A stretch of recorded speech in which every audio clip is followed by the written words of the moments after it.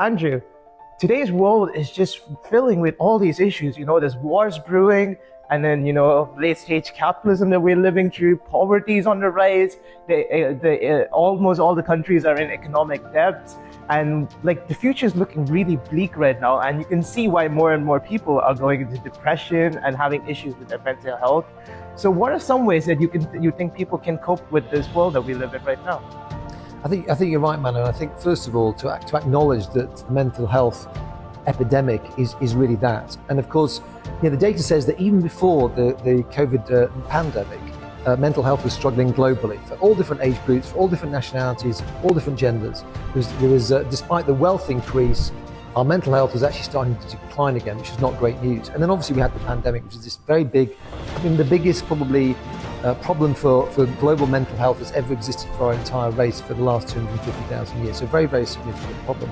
And I think what's happened since then, the even bigger problem in my opinion, is that people have just kind of swept it under the carpet. There was this big bomb that went off during COVID. People started talking about mental health and everything else. And since then they've gone, okay, thank God it's over. And it's almost been back to business as usual. I think in some ways that's a little bit of a problem.